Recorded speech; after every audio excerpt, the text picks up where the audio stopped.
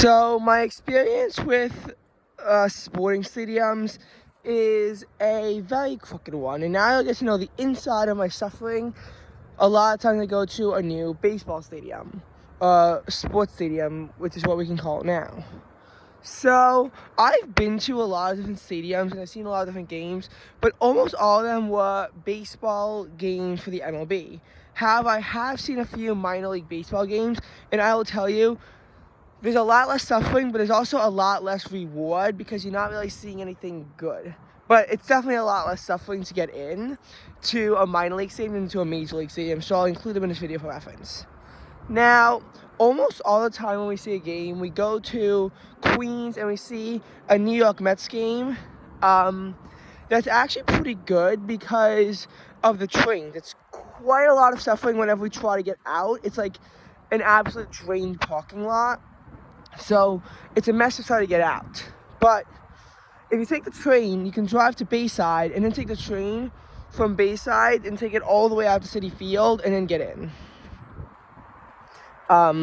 We go to Mets games many times. However, from 2019 to 2022, we didn't go to any Mets games. Like 2020 due to COVID, 2021 also due to COVID. We did not go to any Mets games. I did go to a few sports games in 2021. I did not see anything in 2020 because, again, COVID. And I don't even think the MLB was even offering any public games. However, in June of 2014, my Little League baseball team did take me to see a New York Yankees game. I don't remember it because I was, only 7, but that's located in the Bronx, and the Yankees have a different stadium for it. And I will definitely say it's better than the Mets stadium. Now, anyway, as far as other stadiums outside of New York. So you might be wondering if I've seen another stadium of professional games in New York, and we really haven't.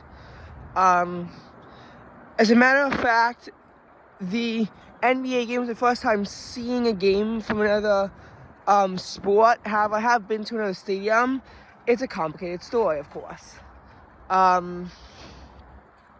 So, as far as the traveling goes, my travels do occasionally take me to new stadiums, but they haven't for quite a while. They really just haven't for quite a while. And, this, of course, had to all change at some point, and I did it in 2019. In 2019, I went to Nationals Park, and I saw a Washington Nationals game.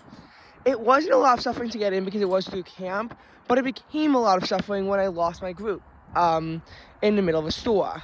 This caused me to not be able to buy anything. However, this was actually a good thing because we couldn't buy anything the next day. I had $27 in leftover money, and it's taught me a valuable experience that it's okay to have leftover money. I wouldn't always come home with my trips with leftover money after that, but I'd try to make more of a conscious effort to not spend every single dollar that I have access to on these trips. And by the time I got to 2022, I was actually able to make more meaningful purchases because I wasn't recklessly spending any money on anything anymore.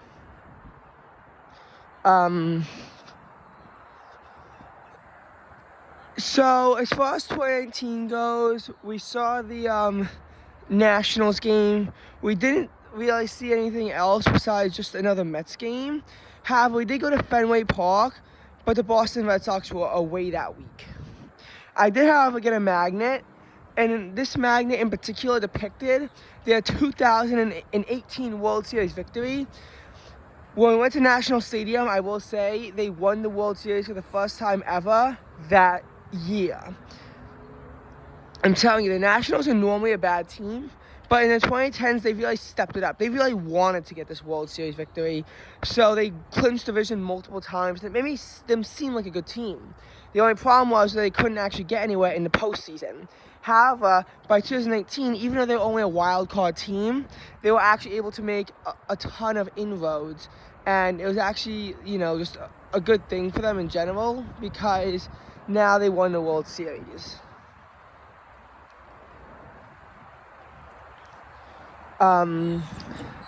in 2021, all our camp could do was take us to a minor league baseball game, and that was the New Hampshire Fisher Cats. I went to a Ducks game back in 2013, not that I remember it. The Ducks play out in Islip, and the New Hampshire Fisher Cats play in Manchester, New Hampshire. It was a good game, but it just feels different. It was a lot easier to get in and a lot easier to get around, but it was very different just because it's minor league. Camp would take us to one more minor league game, the Richmond Flying Fish Squirrels game. However, the thing about that game was that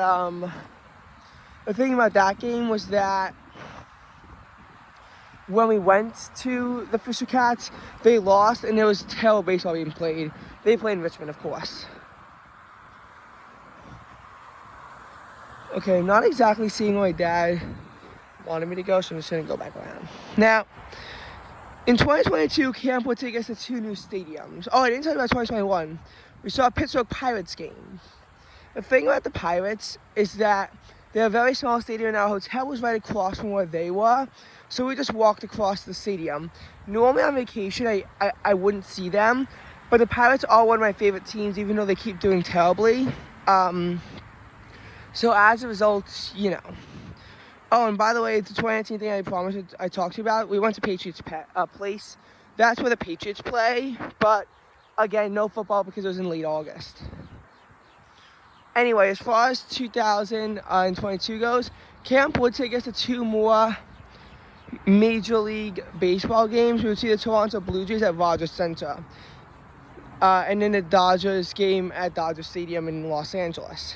Now, as far as that goes, the Dodgers game went pretty smoothly, but the Rogers Center was very difficult because they wouldn't accept cash, and their cash to card machines would only take Canadian money, not American money. Toronto's actually pretty bad about that. The cash to card machines, they only take Canadian money, they don't accept American dollars. Alright, so the most suffering of all to get into a game was the Miami Heat NBA game. We were struggling to find food and ultimately could not find any, and then we had to go to FTX Arena when it was raining and in the mid-50s, and we were waiting outside for a while. It was very hard for us to get in, but we did manage to get in eventually, but we got to see very little of the game. It was interesting to see how the NBA goes, however.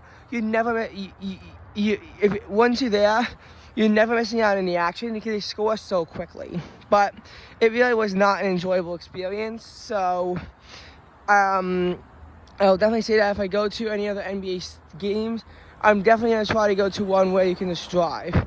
I might try to go to a Knicks game at some point. I'll have to see.